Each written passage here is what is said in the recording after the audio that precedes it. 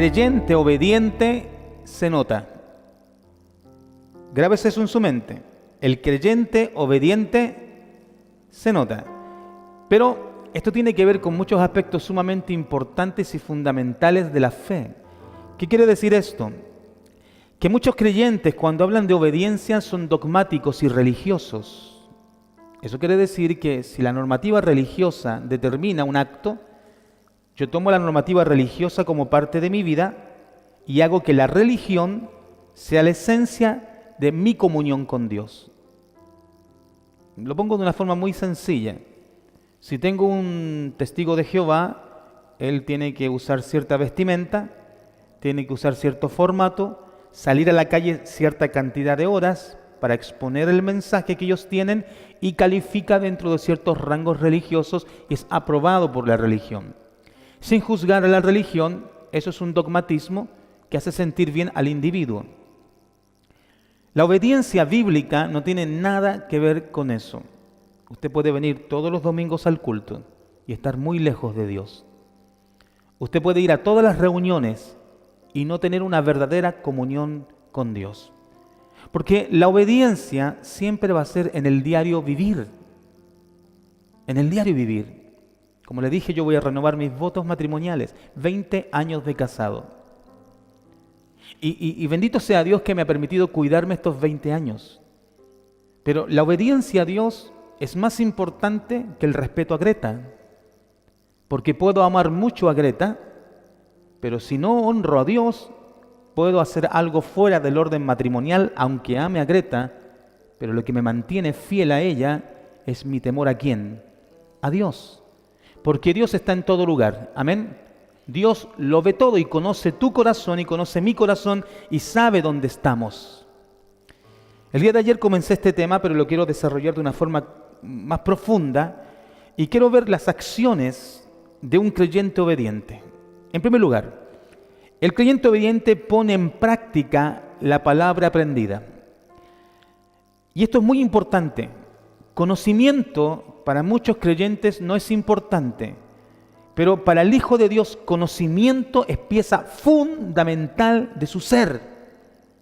Hermano querido, usted tiene que saber. Hay creyentes que no leen la Biblia nunca. Y leer la Biblia es la pieza fundamental del saber. Es ahí donde yo puedo discernir qué está bien y puedo discernir qué está mal. Tome su Biblia, si la tiene en el celular o en hoja, y vaya conmigo a Santiago capítulo 1, versículo 22. Mantenga su Biblia ahí en Romanos. Y mire lo que dice Santiago 1, 22 con respecto a la palabra. Dice, pero sed hacedores de la palabra y no tan solamente oidores, engañándoos a vosotros mismos. Alguien puede oír la palabra, pero si no es un hacedor, se engaña ¿a quién? A sí mismo. Ahora, el texto en la nueva versión internacional dice así: no se contenten solo con escuchar la palabra, pues así se engañan ustedes mismos, llévenla a la práctica. El texto dice, no se contenten con solo escuchar la palabra. Mire, los predicadores intentamos, y le soy bien sincero, dar un mensaje atractivo. ¿Es correcto o no es correcto? Es correcto.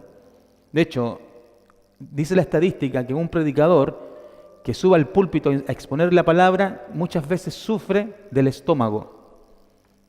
Y muchas veces yo me he bajado del púlpito con dolor de estómago porque quiero hacer lo mejor posible para que usted reciba la mejor palabra. Amén. Pero eso no es suficiente. Porque el texto dice, usted puede estar recontra entusiasmado con cada mensaje que se expone, salir de la iglesia y decir, hoy Dios me habló. Pero el texto dice, ustedes tienen que estar plenos cuando la pongan ¿en qué? En práctica. Y la práctica de la Escritura es sumamente importante. Bien conocemos que el pasaje más largo de la Biblia, ¿cuál es? El Salmo 119. ¿Y de qué habla el Salmo 119? De la palabra. Lámpara es a mis pies tu palabra, ¿y qué dice? Y lumbrera a mi camino. En mi corazón he guardado tus dichos para no pecar contra ti. ¿Con qué limpiará el joven su camino? Dice el Salmo. Con guardar tu palabra. Cuán dichosos son tus dichos a mi boca, me hace bien escucharla. Y todo el Salmo 119 está evocado a decir que lo más hermoso para el creyente es la palabra. ¿No lo dice también el Salmo 19, si no me equivoco, que son deseables más que qué? Más que la miel que destila del panal. Yo trabajé un poco en apicultura, soy apiterapeuta y tenía 2 colmenas. Y yo era como adrenalínico en el tema de las abejas. Me encantaba sentarme a estudiar al lado de las colmenas.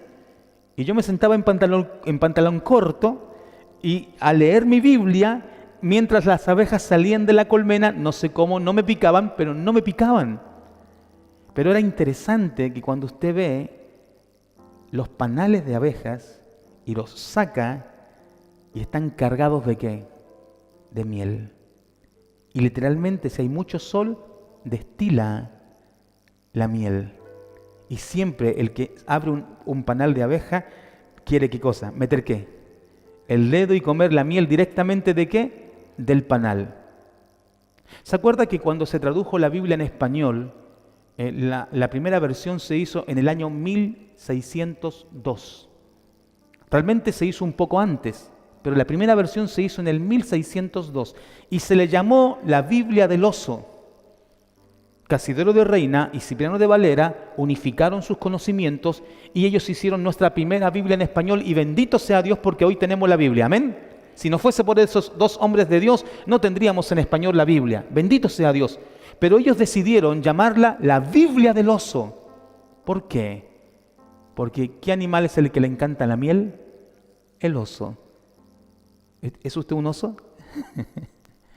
¿O le gusta leer cualquier cosa pero menos la Biblia? Yo conozco creyentes que se conocen todas las sagas de la Guerra de la Galaxia, los nombres de los personajes, los lugares, los trajes, lo saben de memoria. Conozco creyentes que conocen a todos los jugadores del Real Madrid y a todos los de Barcelona de memoria, sus fechas de nacimiento, dónde vivieron.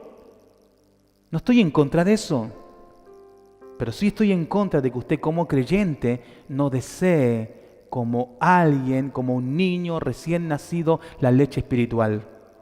El texto está diciendo, no se contenten solo con escucharla. No se contente solo con tener ese conocimiento básico que te impulsa a conocer a Dios. Llévela a la práctica, porque cuando usted la lleva a la práctica, se siente bien, le va bien, le causa alegría, le da esperanza. Amén, iglesia.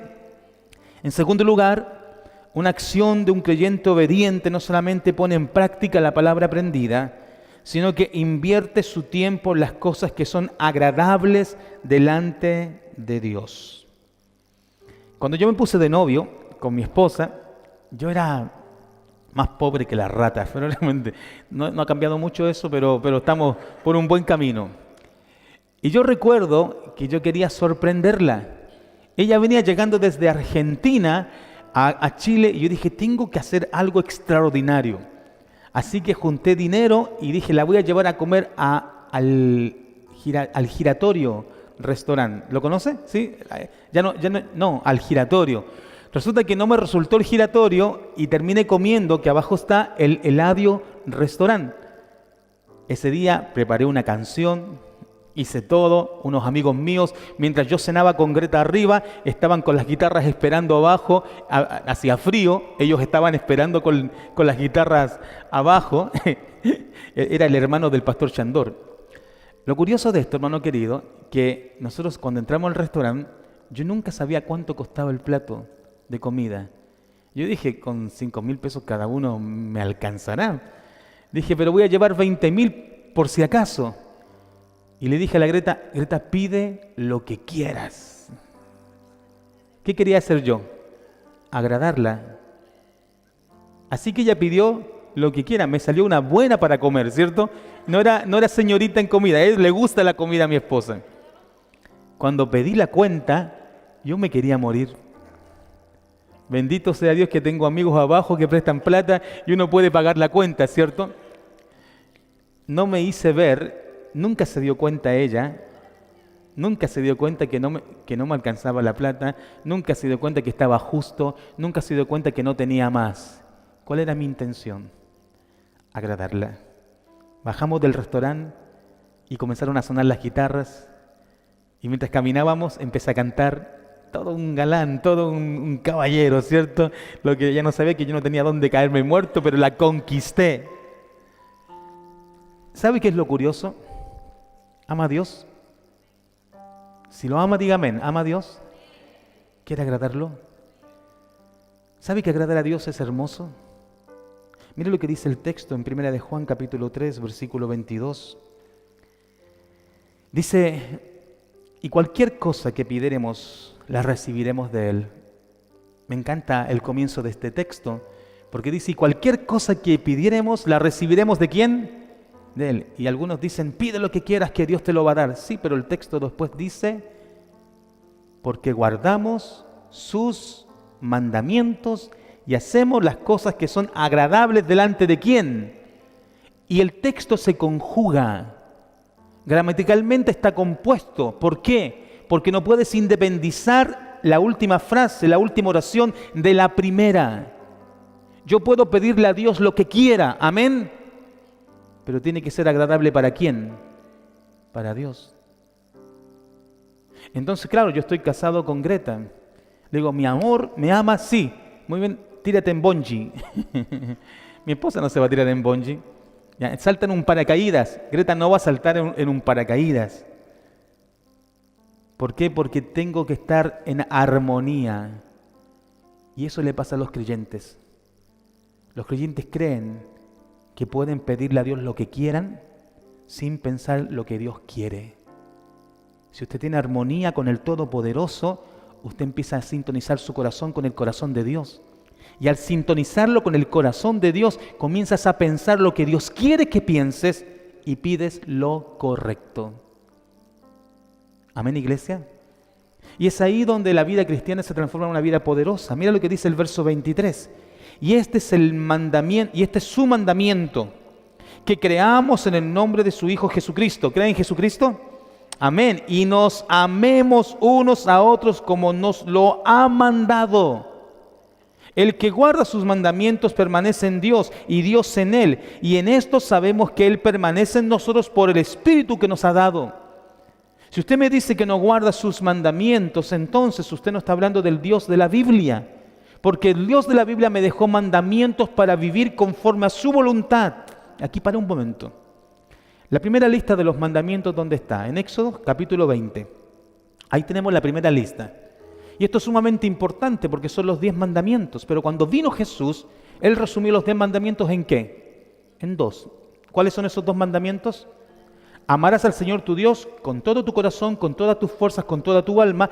Este es el primer, dijo Jesús, y gran mandamiento. Y después dice, y el segundo es semejante. ¿Amarás a quién? A tu prójimo como a ti mismo. Le hago una pregunta teológica. Vamos a los teólogos aquí a ver. ¿Jesús anuló los 10 mandamientos con estos 2 mandamientos? ¿Sabe lo que hizo Jesús? Fue una acción inteligente para no complicarnos la vida. Porque la gente se quejaba de los mandamientos. Pero si entendemos los mandamientos y usted los lee, están divididos en 2 bloques. Los que tienen que ver con Dios y los que tienen que ver con el prójimo. Así son los 10 mandamientos. Entonces, si yo amo al prójimo como a mí mismo, ¿le voy a robar? No. Si amo al prójimo como a mí mismo, ¿le voy a codiciar las cosas que tiene? No. Si amo a Dios sobre todas las cosas, ¿voy a tener ídolos? No. Entonces el resumen de los mandamientos está determinado por lo que Dios quiere para nuestras vidas. No sé si estamos en la sintonía correcta en este momento, pero los mandamientos son como una especie de síntoma que me dicen a mí si estoy permaneciendo o no en Dios. Por esa razón, hacer lo que a Dios le agrada implica conocimiento. Hay mucha gente que hace cosas para Dios con buena intención. Las mandas. La gente va a los Andes, ¿cierto? Camina de rodillas. Le pregunto, ¿eso pide Dios? No, no lo pide. Pero la gente lo hace. La gente lo hace. El ascetismo, mucha gente se golpea su cuerpo, piensa que eso es agradable delante de Dios. Hay cosas que Dios no pide. Mire, recién conversaba con uno de ustedes y le decía que yo he predicado en muchas iglesias. Y hay iglesias que tienen cultos de lunes a domingo. De lunes a domingo. Le pregunto, ¿es vida eso? Imagínese que usted tenga que ir al culto todos los días, de lunes a domingo. No estoy criticándolo, pero no es vida. Y pensamos que eso agrada a Dios porque estamos todos los días en el templo, pero lo que Dios quiere, que lo que aprendo en el templo, lo lleve a la vida diaria y mis vecinos, mis familiares, mis hijos, mis sobrinos, mis tíos, digan, oye, mira, él vive feliz, quiero vivir como él. Y te preguntan, oye Pedro, ¿por qué eres tan feliz? Y tú puedas decirle, Jesucristo me hace feliz. Yo quiero eso. Yo quiero eso. Entonces, hacer lo que le agrada a Dios se transforma en la esencia del creyente. ¿Amén? Ok, y en tercer lugar, para ir avanzando. ¿Está conmigo en el tema o no? Número 1 dijimos, la acción del creyente obediente pone en práctica la palabra aprendida. Número 2, invierte su tiempo en las cosas que son agradables delante de Dios, y esto está enlazado con los mandamientos. Y en tercer lugar, evita vivir la vida en modo de defensa. ¿Escuchado esa canción? Celos de tus ojos cuando miras a otra chica, siento celos. Qué terrible vivir así, hermano querido. Qué terrible vivir la vida en modo de defensa. Yo tenía un familiar que si el esposo llegaba tarde, le decía, claro, fuiste donde la otra. Si llegaba temprano, le decía, claro, no fuiste donde la otra. Si comía, le decía, claro, no te dio de comer la otra. Si no comía, le decía, claro, comiste donde la otra. Y capaz que no existía la otra, pero ella vivía ¿en qué? En modo de defensa. Le pregunto, ¿la fe es para hacernos bien o para hacernos mal?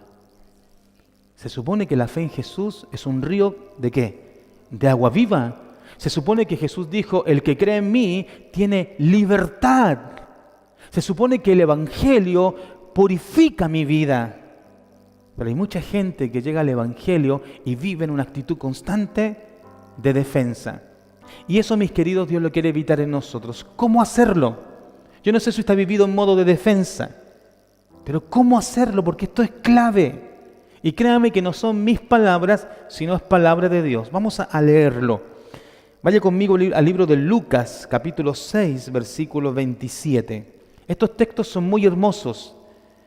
Leerlos causa una controversia en mi alma, le soy sincero, porque desearía como humano pecador que soy que no estuviesen, pero están y me obligan a vivir como Cristo. Amén. Dice el texto, pero a vosotros los que oís, os digo, ¿cuántos están escuchando hoy? Amén. Dice después el texto, amad a quién, a vuestros enemigos, haced bien a quienes, a los que os aborrecen. Mire cómo el texto comienza. La primera regla que pone para no defenderte es amar a quién, a tus enemigos. O sea, si eres del Colo, ama a los de la U. Si eres chileno, ama a los argentinos, también a los peruanos. Mi hijo me preguntó ayer, papá, ¿y por qué América Latina no se hace un solo país? Y yo pensé, ¿te imaginas argentinos y chilenos en un solo país? ¿Es posible? ¿Qué opinan ustedes? ¿Ah? Sí, con tal que se llame Chile. Les soy sincero, el ser humano, y tenemos la tendencia natural a rechazar a aquel que nos hace un daño. Cuando una mujer sufre la violentación, la violencia de la violación, a veces se arrastra por 10, 15, 20 años y nunca logra superarlo. Pero he visto a mujeres que lo superan cuando logran orar, perdonando. Señor, te pido que lo bendigas. La gran pregunta es, ¿deseas que pase impune? No. Estás confiando de que Dios sabe lo que hace y Él puede hacer lo correcto. Por eso cuando la Biblia me enseña que puedo vencer mi modo de defensa, vencer el modo de defensa es comenzar a orar por aquellos que no te gustan mucho. Por eso cuando me casé, todos los días, desde ese día, oro por mi suegra. Amo a mi suegra y la estoy invitando a que venga. De hecho, di un paso gigantesco. Le dije, suegrita querida, cuando usted no pueda valerse por sí misma, viva con nosotros. Ni yo me conocía en ese momento lo que estaba diciendo, pero es el amor del Señor. Después el texto dice, bendecid a los que os maldicen y orad por los que os calumnian. Levante la mano aquel que han dicho algo malo de usted. Que alguien dijo algo malo de usted. Levante la mano. Es como muy normal, ¿cierto? Es normal que a uno lo calumnien. Un día la Grita se pintó el pelo más rubio que ahora. Estaba rubia, pero rubia así, eso, súper rubia. Y yo estaba caminando por las calles de Guayaquil, Ecuador. Ahí estábamos fundando una iglesia. Y yo caminando con mi rubia de la mano. Y justo había una hermana que tenía un negocio de una inmobiliaria. Así que pasamos nosotros a saludar a esta hermana de la inmobiliaria y no estaba ella. Pero todo el personal me conocía, mas no conocían bien a quién, a mi esposa. Apenas llegó la hermana a la inmobiliaria, le dijeron, no sabe lo que encontramos, el pastor está engañando a su esposa con una rubia. Entonces, claro, porque Greta tenía el pelo rojo antiguamente. La cosa que 1 hora y media después, más o menos, no sé cuánto tiempo, le digo, Greta, ¿sabes qué? ¿Por qué no vamos de nuevo a la inmobiliaria y saludamos a la hermana? A lo mejor ya llegó. Claro, y fuimos a la inmobiliaria de regreso y estaba ella ahí. Entonces ella le dice, así que esta es la rubia con quien el pastor está engañando a su esposa. Y todo el personal estaba avergonzadísimo en ese momento, se le fue por tierra el comentario. La Biblia dice que tiene que orar por aquellos que os calumnian. ¿Lo digo yo o lo dice Dios?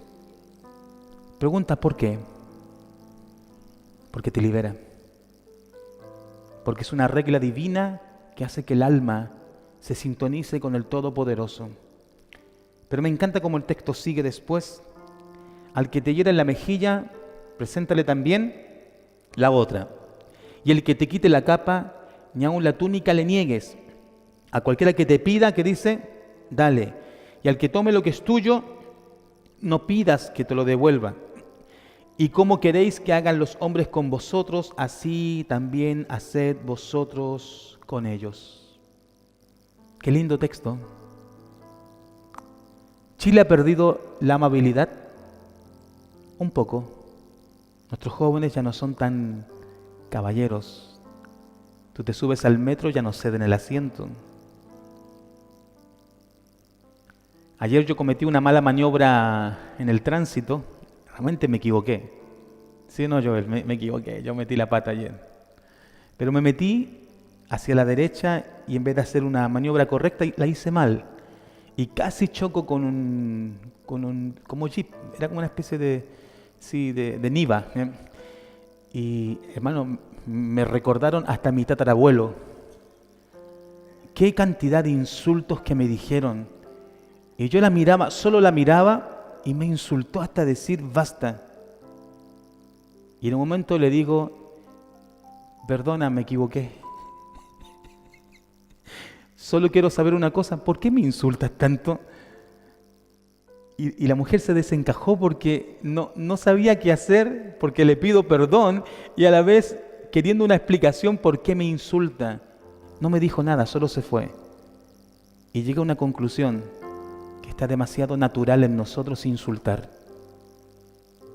¿Y qué dice el texto bíblico? Porque el texto bíblico va mucho más allá del precepto humano. Dice bien claro, así como vosotros quieren que hagan con ustedes, hagan con los demás. Si tú no quieres que hablen mal de ti, no hables mal de nadie. Si tú no quieres que te roben, no robes a nadie. Si tú no quieres que te maltraten, no maltrates a nadie. La regla matemática es muy simple. Haz las cosas que quieres que hagan contigo y así la fe cristiana se manifiesta. Se me está acabando el tiempo, pero quiero leer los textos bíblicos para que usted los medite en casa. Dice el verso 32, porque si amas a los que os aman, ¿qué mérito tienes? O sea, tus hijos, tu esposa, tus padres. Porque también los pecadores aman a los que los aman. Y si hacéis bien a los que os hacen bien, ¿qué mérito tenéis? Porque también los pecadores hacen lo mismo. Y si presentáis a aquellos quienes esperáis recibir, ¿qué mérito tenéis? Porque también los pecadores presentan a los pecadores para recibir otro tanto. Amad pues a vuestros enemigos, y haced bien y prestad, y no esperando de ello nada, y será vuestro galardón grande, y seréis hijos del Dios Altísimo, porque Él es benigno para con los ingratos y malos. Esto me gusta mucho, présteme atención. ¿Nunca se ha preguntado por qué a alguien malo le va bien?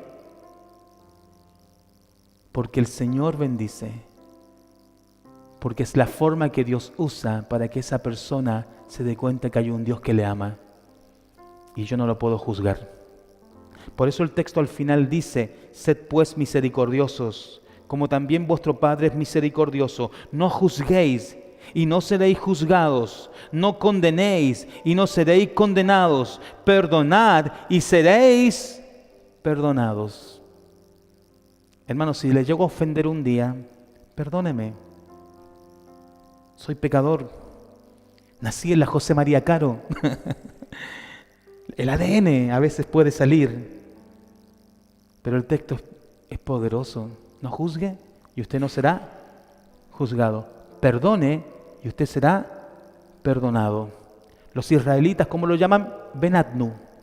La forma que usted se conduce hoy es el resultado futuro que usted va a tener. Aunque vengan circunstancias adversas, siempre Dios le va a mostrar un camino a aquellos que deciden vivir conforme a la Escritura. Si yo condeno, seré condenado. A esa mujer, a ese hombre, a ese fulano, a ese mengano. No hable así. No hable así. ¿Sabe lo que me gusta de todo esto? Que a veces le pregunto a Dios: ¿y por qué soy pastor si yo me conozco bien? Y creo que se llama misericordia. Creo que el Señor tiene un plan especial para mí y para usted. Quiero concluir. ¿Está conmigo? En cuarto lugar, una persona que decide vivir en obediencia mide su prosperidad en torno a la Biblia. Esto me gusta. Esto me gusta mucho. Hay unos textos bíblicos que me llaman la atención. El primero es Josué 1:8. Usted lo conoce. Nunca se apartará de tu boca este libro de la ley. Amén. ¿Quién dice eso? Dios dice: nunca. ¿Y cómo dice? Sino que de día y de noche meditarás en él. ¿Cuál es la fórmula divina? Meditar en él de día y de noche, para que guardes y hagas conforme a todo lo que en él está escrito. ¿Qué hay que hacer con lo que leo? ¿Ponerlo en qué? En práctica.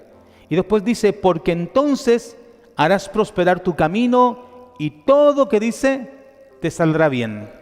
Todo te va a ir bien. Pregunta: ¿qué significa que todo te va a ir bien? ¿Que no van a venir dificultades? No.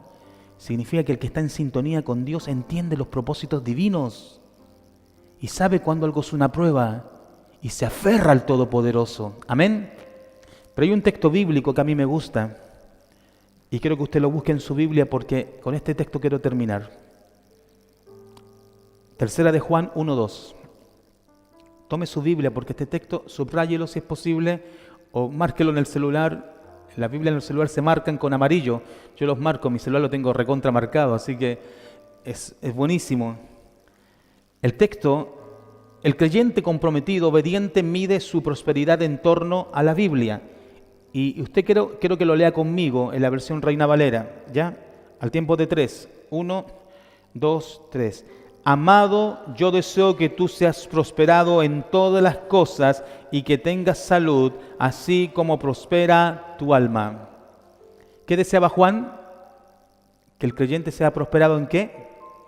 En todas las cosas, pero según el texto es así como prospera tu alma. Ya, aquí viene mi pregunta y con esta pregunta termino. Amén.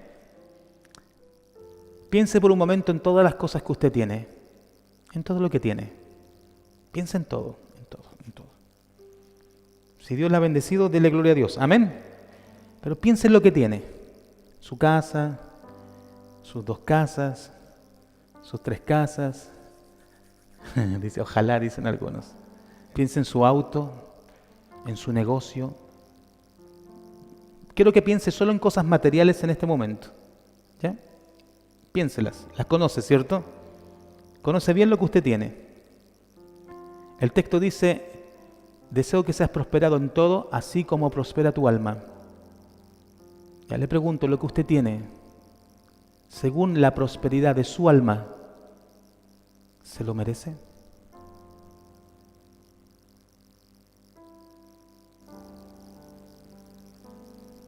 Es importante, ¿cierto? Mire todo lo que tiene. La Biblia dice que Él desea que mi prosperidad material sea de acuerdo a la prosperidad ¿de qué? De mi alma. Ok, si no se lo merece, ¿qué leímos en el texto anterior? ¿Cómo se llama? Misericordia. Así que, Señor, me voy a comenzar a alinear en el alma, porque quiero que el alma esté en sintonía con lo que tengo. Porque lo que tengo me lo dio Dios. Y como Dios me lo dio, quiero vivir en sintonía. Por eso el alma prospera con la palabra. Cuando usted no prospera en el alma, significa que usted es esclavo de lo que tiene. ¿Tiene no, pastor? Sí, porque el que prospera en el alma quiere hacer la voluntad de Dios, quiere agradarlo. Y como yo quiero agradarlo, hoy comienzo. Al final un día vamos a morir. ¿Qué enseñó el pastor Chandor ayer? Fue tremendo. Con esto termino. El signo infinito, si tú lo divides 80 en infinito, ¿qué era en matemáticas? Es 0. Porque es un número no calculable humanamente. Significa que estamos en el punto 0 de nuestra historia a la eternidad. Por eso quiero prosperar ¿dónde? En mi alma. Para ser un hombre de bien que bendiga a la gente. Y cuando la gente me vea a mí como un hombre de bien, va a decir, ¿por qué tú eres diferente? Y le voy a poder decir, porque tengo a Jesucristo, el único camino. Amén. Oremos.